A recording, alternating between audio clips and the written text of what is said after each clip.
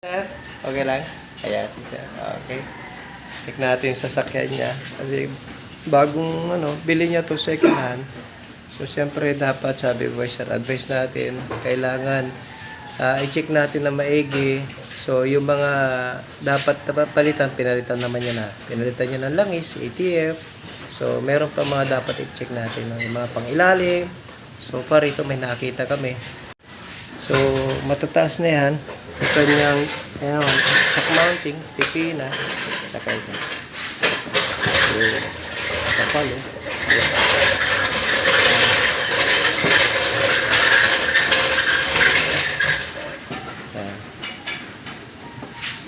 Yun.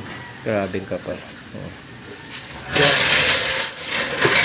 Tataka si sir, bakit malakas sa gas? Ayan. Ito ang isang dahilan, bakit malakas sa gas yan. Kasi mali yung mixture ng hangin at saka gasolina. So, kaya lumalakas sa gas, lalo na special sa idling. So, naramdaman ko rin medyo mapalag din siya.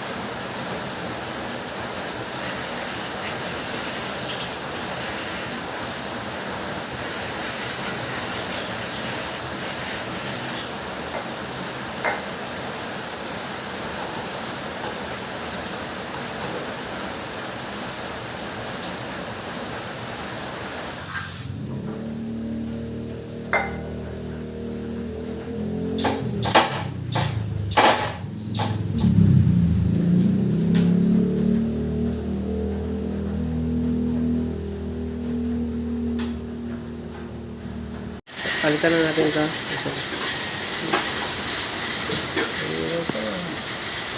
Sira na. No choices yan. Kasi ayaw nang bumalik na isa ito. Medyo balik pa. Balik pa ito. Isa lang. No choice sir. Ayaw eh. Kakalampag eh.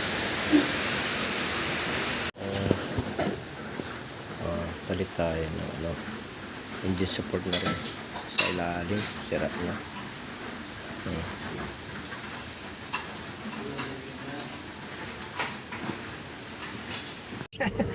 Okay na yung sasakyan ni sir, ayos. Wala nang kalampag at okay na rin yung kanyang shifting, yung lakas. Ayos na. Ayun mga kajak, okay din sa sasakyan ni sir at naayos na natin. Wala na yung kalampag, sobrang lakas daw sa gas. Makikita niya yung mamaya pagka ginagamit niya na maobserba niya na titipid na sa gas kasi nga nilinis natin yung kanyang throttle body. Wala nang hangin na nakakapasok na maayos pag naka-idle. So, yun lang mga kajak. And then ayun, naayos na natin lahat. Pati yung kanyang mga pang-ilalim. So, salamat sir, no? Salamat sir Carillo. Ayan. At salamat sa tiwala. God bless. Mga kajak, okay na, no? Tapos na natin yung ginagawa natin kanina. So, okay na yung sasakyan ni Sir at nawala na yung kalampag at naniniwala rin tayo, 100% din tayo na titipid na yung sa gas, no? Kasi nalinis natin yung throttle body.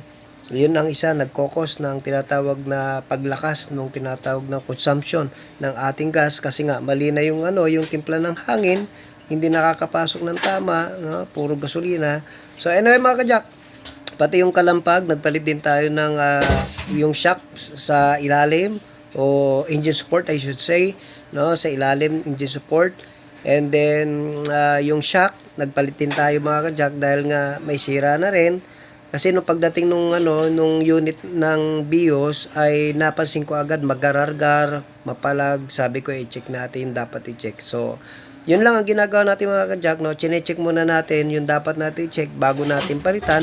Para sa ganun, hindi naman tayo agad na nagpapalit na ganito agad yung ating gagawin. Pero check muna natin. And then yung mga customer natin, sinasabi din natin kung talagang sira yung ating yung parts na ating papalitan. So yun lang mga kajak. Jack of all trades auto care, the shop that cares for your car. Mag-PM lang po kayo, mag-inquire lang po kayo, nandyan lang po tayo at sasagot tayo. God bless!